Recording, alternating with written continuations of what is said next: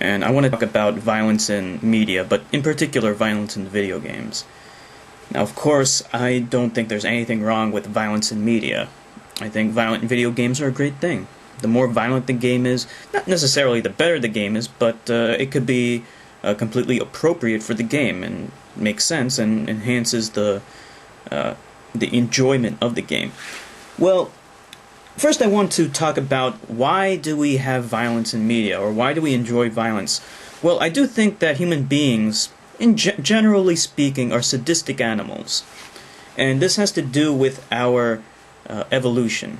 Now, not necessarily everyone likes violence, but I think most people like conflict of some kind, and this is why. Our ancestors, when they were living out in the jungles and in the deserts, fighting for their lives, they were hunting, they were killing, they were trying to defend their family, defend their clan, and attacking other people, and this is a part of the attack and defense mechanism that all life forms need to have in order to survive. In order to survive, you have to have a concept of defense or attack in some way. If you don't, then you go extinct. And so, of course, you need to be able to hunt for food and be able to defend yourself. And they were doing this quite often, back in the days when they were fighting for their lives. And I think that there was a selective force for individuals who were very aggressive and maybe even enjoyed killing. Maybe enjoyed violence and conflict, because the more you enjoy it, maybe the better suited you would be to survive, because then you would actively go out and pursue the food that you need to hunt. You would enjoy hunting, so that would be something to encourage you to go and hunt for food. You would enjoy killing other human beings who were threats to your survival, or killing other animals that were threats to your survival. You would enjoy this, so that would be another incentive to go and do these things. So I think there was a selective force there. But now we're living in modern society. We're no longer fighting for our lives. We don't have to hunt for food, and we don't have to kill other people to protect ourselves, right? We don't need to do those things, but we still have this instinct to enjoy violence or conflict of some kind. And since we still have this instinct, we look to entertainment to satisfy our need for conflict, because we live pretty boring lives, and that's the way we want it to be. If something out of the ordinary happens, that's a bad thing, usually.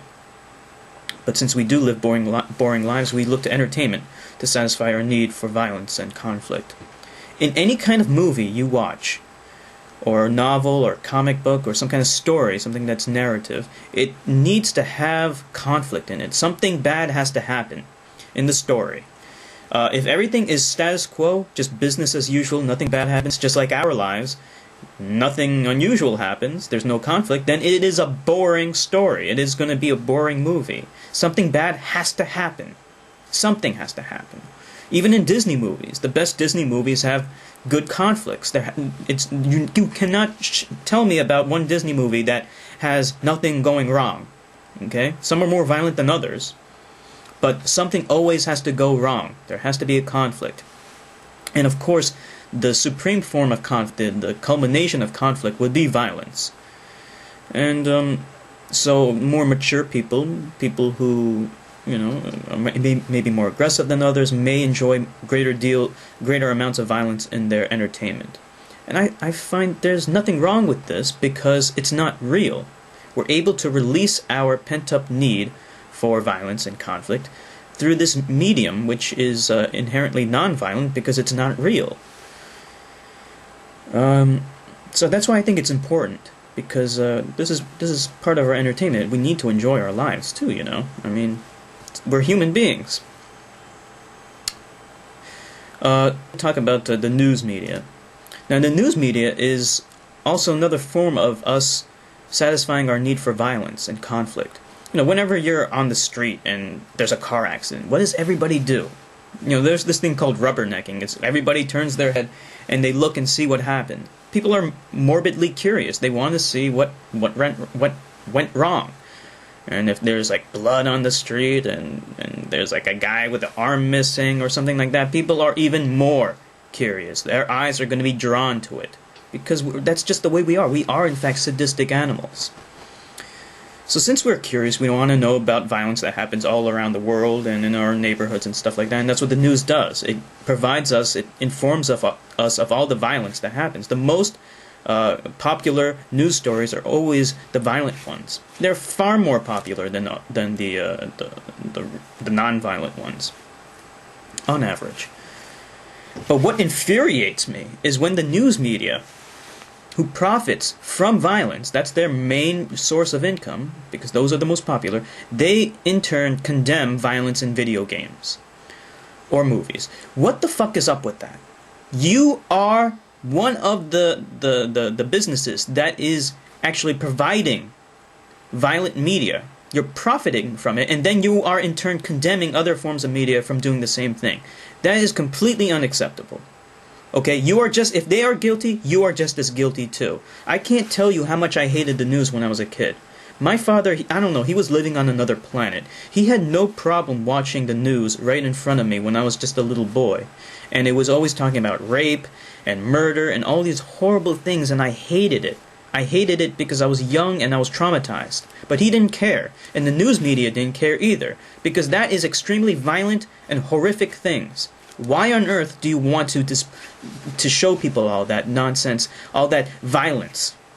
Because it sells, because people are sadistic and they want to know. It's just the way humans are. But then don't be two-faced and condemn others from doing the same fucking thing. The only difference is that video games and movies are not real. No one is actually dying or getting hurt. In the news, people actually are dying and getting hurt.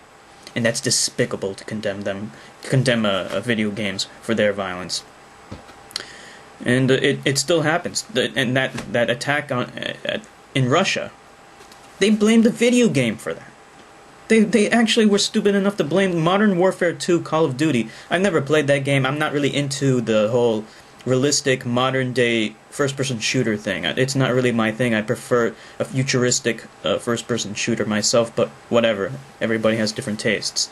But in the game, apparently, there's one mission where you go to an airport and you shoot people. I don't really know the details of it too much. I never played it.